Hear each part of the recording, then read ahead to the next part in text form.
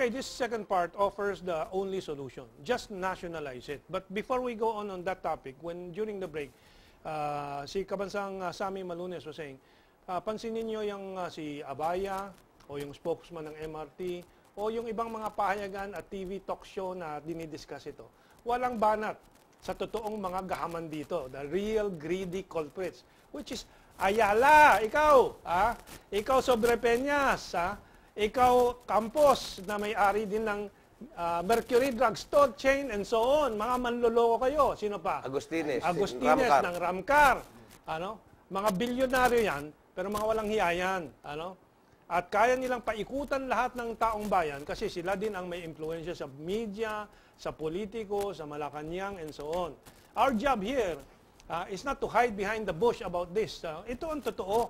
And you, the public, must learn to take that attitude. We must control the abuse of these economically, financially powerful oligarchs. Okay, so how do you do that? You nationalize. We just said kanina, LRT pinatakbo ng gobyerno ng 34 na taon, di hamak talaga mas maganda. Why? Number one, you have continuity of the career and professional workers and technical people there. Tuloy-tuloy yan. Ito, papalit-palit. Palit ng administrasyon dito sa privatized, palit din ang mangungontrata dyan. Tulad ng Sumitomo, PH something? PH Ram and APT Global. So, that is just one aspect, of the problems with privatized, public utility operation versus nationalized, public ownership, publicly owned, and publicly run, at yung libro niyan, bukas sa lahat. Kasi ganito yan Yung private kasi ngayon, yung schema ng privatization ng gobyerno, under BLT and BOT agreement, at sa ngayon tinatawag nilang PPP, simpleng ang pera ng taong bayan ay binibigay sa private investor, o ng mga kapitalista, para patakbuhin yung serbisyong dapat gampanin ng gobyerno. Katulad ng tubig, kuryente, transportasyon, at maging sa eskwelahan, at iba pa. Sa ganitong, kaya tayo nagkakaganito kaya tayo nagkakaproblema Unang-una, from time to time, kapag naman nagkaroon ng assignment bagong presidente, attorney, ay papalit na rin ang general manager.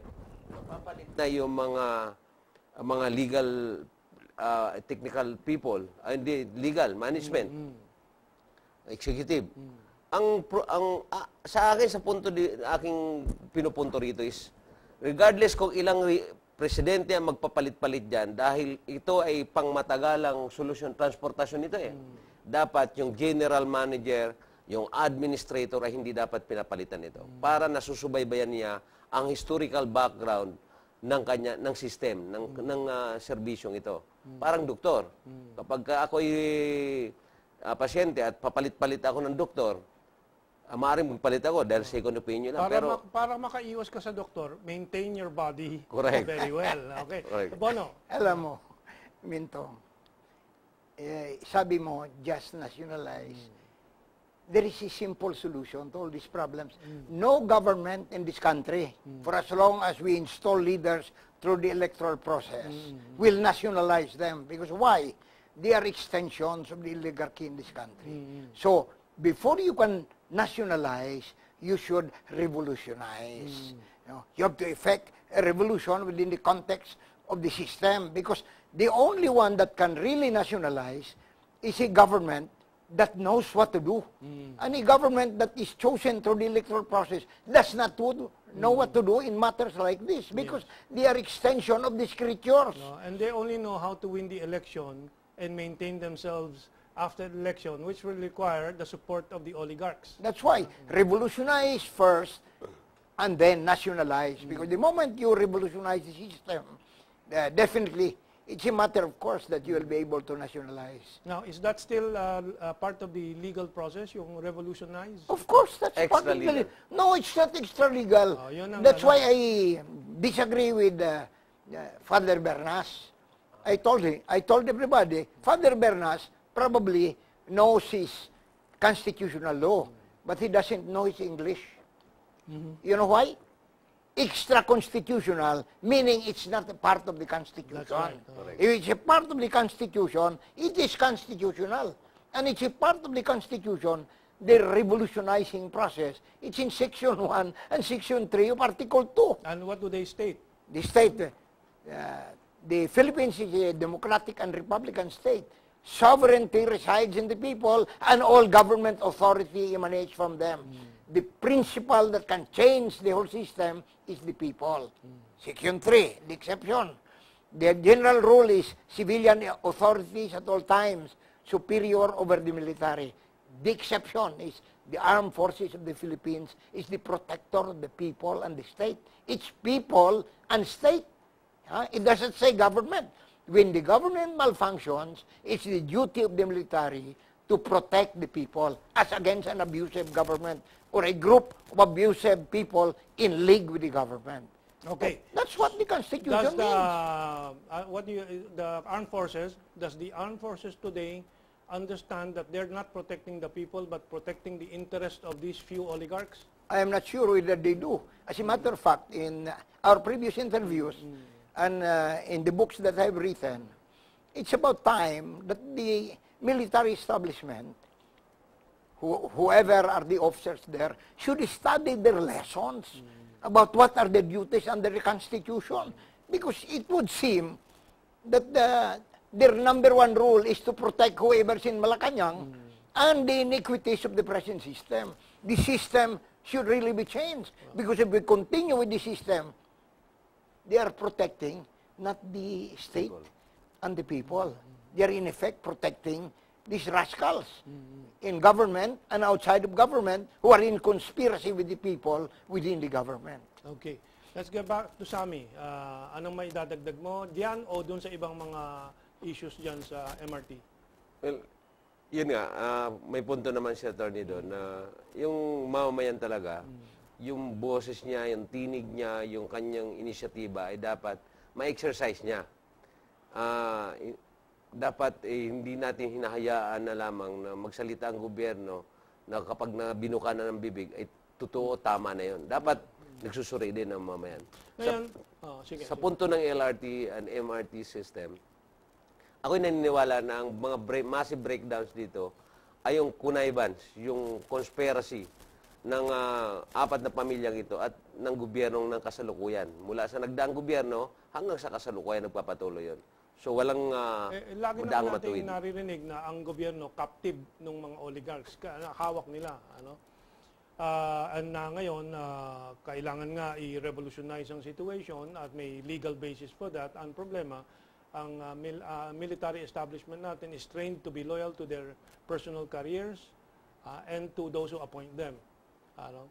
And they are afraid of the U.S. Influence over the country, ano? Who are behind the oligarchs. Kasi itong oligarchs naman, traditional instruments of the colonial power. Kung Hapon man, o Kastila, o Amerikano, yan ang pinapartner nila. Kasi bihasa na. They are already used to becoming the traitors to the country, di ba?